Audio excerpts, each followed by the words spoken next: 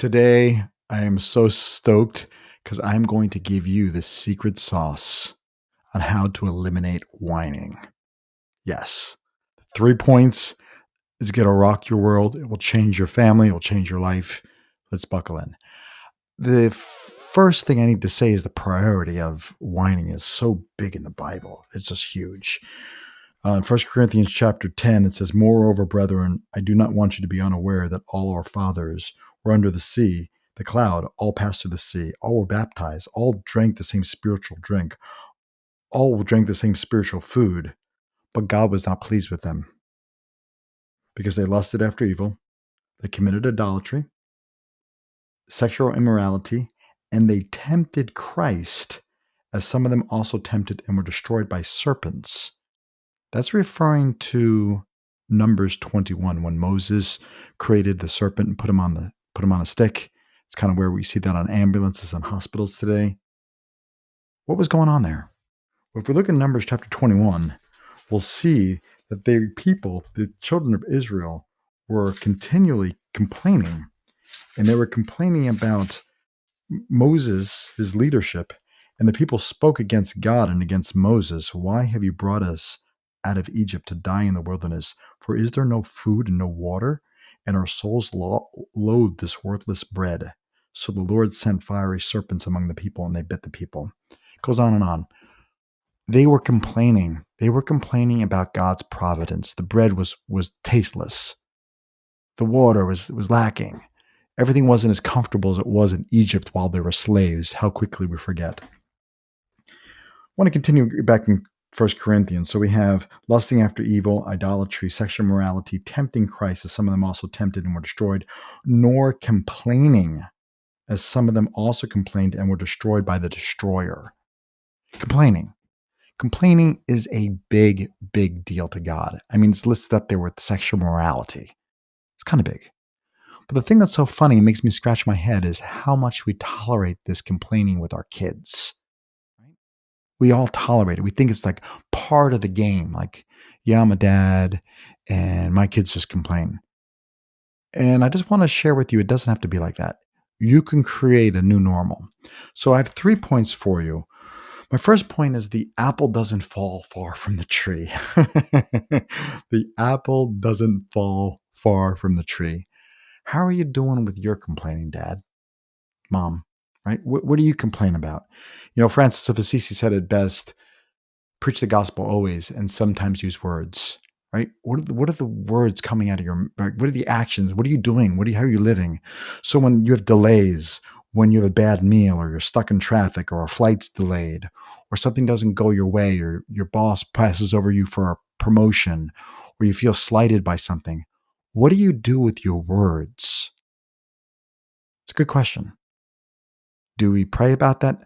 Now, I'm not saying we can't have legitimate complaints. I'm not saying that at all. But I am saying that there's no room for complaining and whining. There is a difference. There's a significant difference. I have a pastor friend of mine. He says, when you barf, barf upwards. It's kind of weird.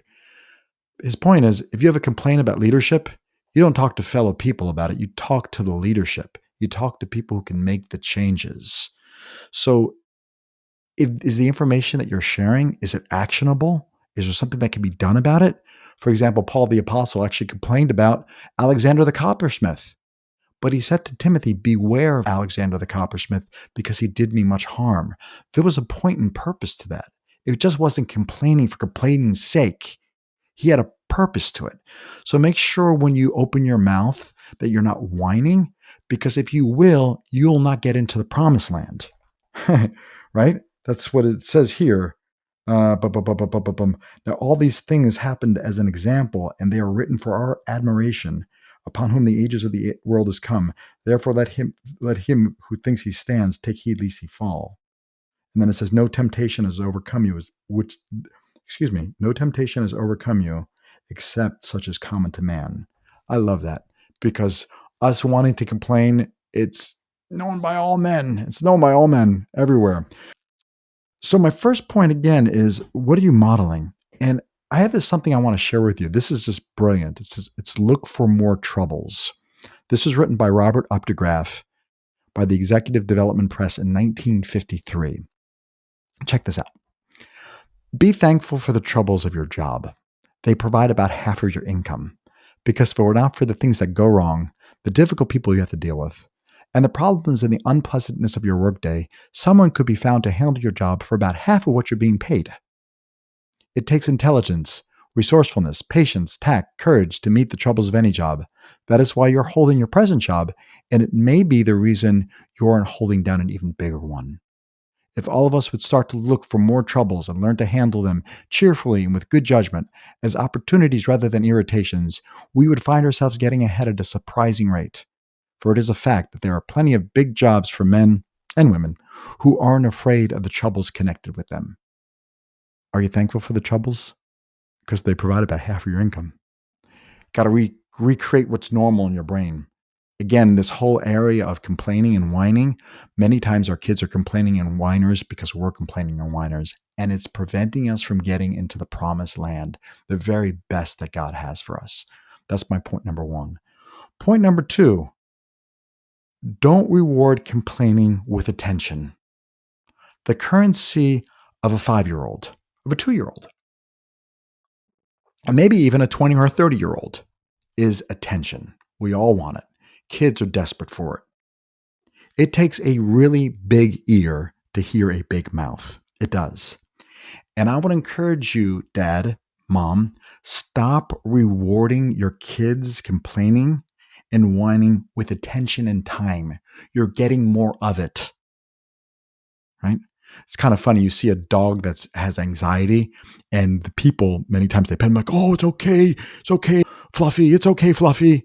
And they don't realize they're actually rewarding, they're actually creating a system to actually produce that behavior.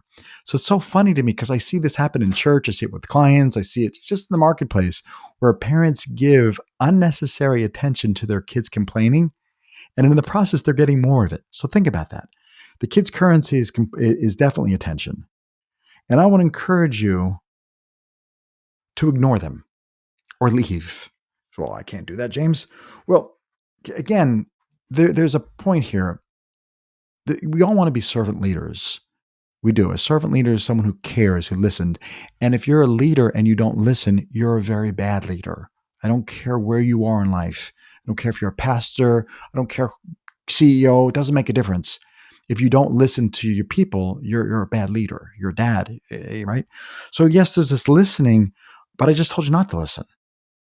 I'm saying listen to actionable comments. Listen, have the discernment of when it's appropriate to listen and then when it's appropriate to ignore. You know the difference when your kids are talking to you and they really want to talk and they want to whine. They just want attention.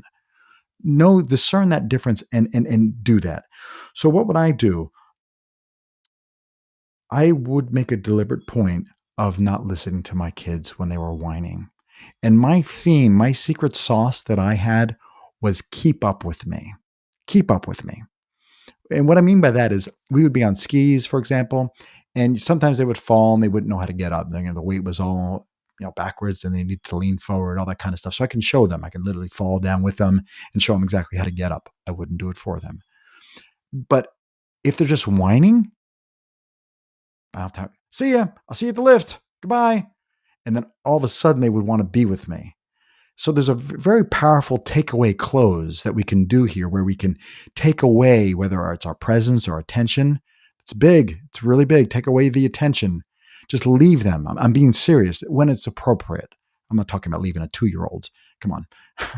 But there's appropriate times where you can definitely separate yourself from them and let them feel that angst that dad or mom doesn't want to be around with a whiner, right? So I did this with mountain biking. I did this with skiing. I've done this with rowing. Keep up with dad. Let's go. Dad wants to experience fun, and I want you to be a part of that, but we're not going to be a part of it if there's whining going on. So the other thing that I have to say here is, number one here is don't reward complaining with attention. 100%. Stop it. Stop it. You're creating more of a whiner that's going to prevent them from achieving the very best that God has for them. And this is a big and it's going to diminish the quality of the enjoyment in your whole family. It's just going to bring it down. And it's your fault because you tolerated it, being serious. It's your fault, Dad. You didn't provide the servant leadership that was necessary to say, this is not normal, this is not right. You need to make sure that this is counterproductive. So don't, yeah. We'll talk about that in a second. That's the third point. But before I get to the third point, give rewards to winning attitudes. So we literally create rewards for giving out. So what I would do with the kids is my son Ethan was really big into Matchbox cars, and we would have a Matchbox car already in the paper, and it was like behind the cellophane and whatnot. We put it on the eyesight where you could see it on like on a desk or on a shelf. And I'll tell him when you can X, Y, or Z, whether it be go to the bathroom, whether it be go to church without whining, whatever it would be, I would create an incentive for the little kid. I'm big into bribery. I love it. Bribe them. Create incentives for them. Sincerely. Create rewards for them when they're not whining. So, for example, one time, we were on the bike and it was a hard ride. It was a really hard ride. My kids didn't complain at all. And when it was all done, I would say, hey guys, I was watching you. You didn't complain once. It was a tough ride. Let's go out for frozen yogurt, ice cream. Let's do something fun. Don't tell mommy. So that kind of thing. So you can reward them, reward their grit, reward when they're winning with their positive attitude. And the other thing that's really appropriate is write them a note, put it in their lunchbox. See how you're studying really hard. You're not complaining. You're doing it. You're making things work. Really proud of you. Really proud of who you're becoming. Love dad, that kind of thing. So really notice it. That's what I'm trying to say is notice their grit, notice their positive attitude, notice when they're winning. Yes. So number one is don't reward, where really number one is model. Number two is don't reward complaining with attention. And then three, reward the appropriate activities and behaviors and attitudes with the right attention. Like stand on your desk and make a big deal out of it because it's who they're becoming, right? That's really a big deal. My next point here is, and the last point is make sure that complaining is counterproductive. This is the painful one. So not only do we don't want to reward complaining with attention, we want to make sure that when they do whine, it's a big deal. It's a big deal. It's up there with sexual immorality. It's up there with idolatry, right? It's a big deal. Start treating it like it's a big deal, mom and dad. Sincerely, it's a big, big deal. Make complaining counterproductive. That's my last point. Make complaining counterproductive. So a couple of things that I would do is very powerful, is I would mirror them. Yeah, I don't want that. And I don't want anything. I don't want to. So I would mirror their exact tone, their exact intonation, everything. I would just mirror it back to them. And just literally, and they would see how ridiculous they are. And if they started to do the flop, I would flop with them. It was great stuff. So you can have some fun with this. You really can. So mirror is a very, very powerful technique. The next one this is also very, very powerful, is videotape them. This is what you look like when you do this. This is how unbecoming it is. The next thing is make sure you punish them appropriately. Take away a toy, take away a privilege. Some people spank if appropriate, and I went over that in another lesson. Make sure it's totally in control. Make sure that there's no emotion. Make sure they know how many hits they're going to get in advance. I know that's somewhat controversial. Send them to the room. My point here is make sure it's counterproductive. I don't care how you do that. Make sure it's counterproductive. For us, another thing we did was we had cod liver oil. Yes. Oh, you're whining? It sounds like you need some cure-all. So we would have the cure-all to help them with their whining. So we made sure that this complaining wasn't rewarded. And sometimes, unfortunately, the prison wardens are in the jail too. And what I mean by that is sometimes it's not fun. So I remember one time we had a big day planned out for the kids. They love In-N-Out. This is when they were younger. And we were going to go to the zoo. And then after the zoo, we were going to go to In-N-Out. And then we were going to come home. And I told my wife, I said, oh, I forgot my sunglasses. I'll just be In-N-Out. And my son, Ethan, was like, In-N-Out. He's like, yeah, In-N-Out. I was like, no, Ethan, we're not, I didn't say we're going to In-N-Out. I said, I'm just going to go in and out. Like I was going to go in the house and back out of the house. And he threw a little temper tantrum. Oh my goodness. And I wanted to go to In-N-Out, but I couldn't because I don't reward behavior that I don't like. I will not be manipulated by a 5-year-old. So as a result, we did go to the zoo that day, but we did not go to In-N-Out. We did not. So just think about that along those lines, that if they complain or whine for something, you don't get it. Even if I want to give it to you, you don't get it. Again, what we're trying to do is you're trying to create that resilience and that gratitude in their heart. And part of that is number one, modeling gratitude, modeling self control with your lips. Just because you see it, just because you experience it, doesn't mean you have to say it. Very few people want to hear it. That's what we have the Lord for. He wants to hear it all. So make sure that when you speak, it's an actionable item. Something can be done. Like Paul said, Alexander the coppersmith did me much harm, that kind of thing. Number two, don't reward complaining with intention. Stop it. The currency of our kids is attention, and we're literally creating greater whiners because we're smothering them with attention when they say, oh, everything's, when they start to have a meltdown. You're creating a whiner. And when you play the movie 5, 10, 15, 20, 30 years, you have an adult that still whines, that's still a victim. And it was created by you, mom and dad. Sorry. Provide the leadership that's necessary that says we don't complain. We make constructive criticism, sure. And we have ears that can hear that, absolutely 100%. And the last thing, number 3, is make complaint counterproductive. Just make it counterproductive. There should be some kind of punishment, some kind of something that says, no, that's not how we operate. And as a result, you need to be punished. You need to have cure-all. We're going to mirror it. We're going to videotape them. We're going to send them to their room. Hey guys, continue to model what it means to be a servant leader, and continue to model what's important here is that we don't have complaining, because complaining will keep us from the very best that God has for us. God bless you guys.